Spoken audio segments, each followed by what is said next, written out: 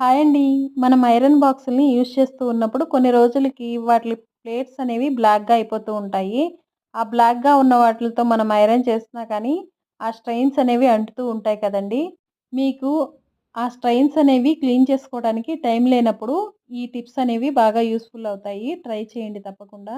ఇలాగ ఏదైనా సరే ఒక వైట్ పేపర్ తీసుకొని, ఆ పేపర్ సహాయంతో ఐరన్ లేదు అంటే గనక మీరు మీ దగ్గర ఫాయిల్ పేపర్ ఉంటే ఫాయిల్ పేపర్ తీసుకొని, దాన్ని కరెక్ట్ సైజు కట్ చేసుకొని, నేను వీడియోలో ఏ విధంగా అయితే చూపిచ్చానో ఆ విధంగా మీరు పెట్టుకొని ఐరన్ చేసుకున్నారు అంటే గనక ఈజీగా మీరు ఐరన్ అనేది చేసేసుకోవచ్చు. అలాగే స్ట్రెయిన్స్ అనేవి కూడా ఇది మీకు బాగా యూజ్‌ఫుల్ అవుతుంది. తప్పకుండా ట్రై చేయండి.